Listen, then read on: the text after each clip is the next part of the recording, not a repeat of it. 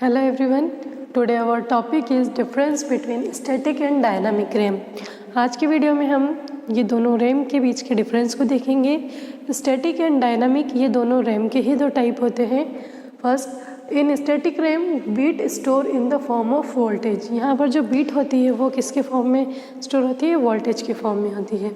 It means हम देखते हैं हमारे डेटा को हम कैसे लिखते हैं? बाइनरी फॉर्म में लिखते हैं। तो ये 0 1 0 1 0 1 के फॉर्म में हमारा डेटा लिखाता है। ये बाइनरी फॉर्म है। लेकिन स्टैटिक रैम में क्या होगा कि ये कैसे लिखाएगा?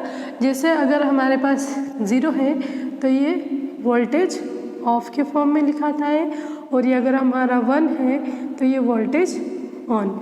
इट मीन्स जहाँ पे वोल्टेज ऑफ होगा वहाँ पे क्या है? 0 बीट है, और जहाँ वोल्टेज ऑन होगा वहाँ पर 1 बीट है। तो इस तरीके से स्टैटिक रैम में डेटा क्या होता है? स्टोर होता है। नेक्स्ट है the smallest unit is a flip flop. यहाँ पर जो सबसे स्मॉलेस्ट यूनिट होती है वो क्या होती है? फ्लिप फ्लॉप होती है। जिसे हम कई फ्लिप फ्लॉप को पढ़ चुके हैं। जे के फ्लिप फ्लॉप होते हैं, डी के फ्लिप फ्लॉप होते हैं, जिसमें इनपुट जाता है और फिर कॉम्बिनेशन से हमारा आउटपुट मिलता है हमें। फिर यहाँ पर क्या होता है कि देखिए, bit store in the form of charge. हमारा जो है ये डायनामिक रैम, इसमें जो बीट है वो चार्ज के फॉर्म में स्टोर होता है। इट मीन्स जैसे देखा हमने वोल्टेज में क्या हो रहा था कि जहाँ वोल्टेज ऑफ था वहाँ 0, और जहाँ वोल्टेज ऑन था वहाँ पे 1। और अब यहाँ पर अगर हम बात करें डायनामिक रैम की, तो जैसे हमारा जो है डेटा 0101 का डेटा है, तो जो चार्ज एरिया रहेगा वो क्या रहेगा?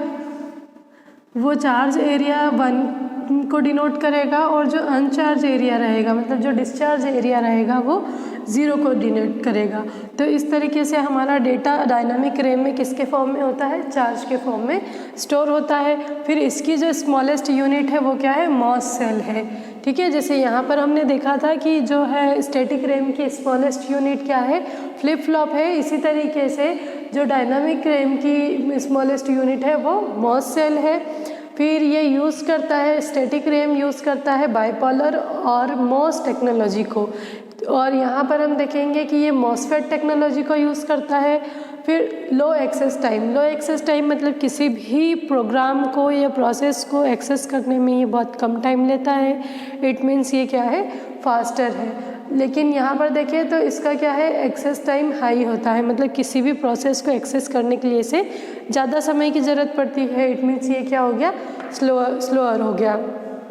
फिर स्टैटिक रैम जो है एक्सपेंसिव होता है, और ये इसके कंपैरिजन में ज़्यादा एक्सपेंसिव नहीं होता है। इट मीन इनएक्सपेंसिव होता है।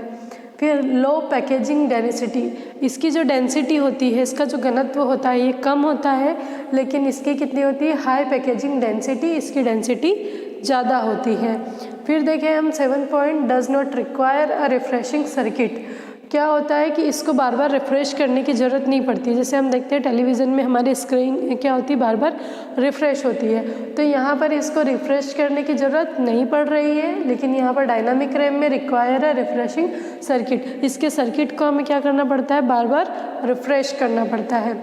लार्ज पावर डिसिपेशन, इसमें क्या होता है? बहुत ज़्यादा अमाउंट में जो पावर है उसका ये कंज्यूम करता है, बहुत ज़्यादा कंज्यूम करता है। ये स्मॉल पावर डिसिपेशन मतलब ये कम पावर को कंज्यूम करता है। यूज़ फॉर कैश मेमोरी, ये जो है हमारे स्टैटिक रैम है, इसे हम कहाँ पे यूज़ करते हैं?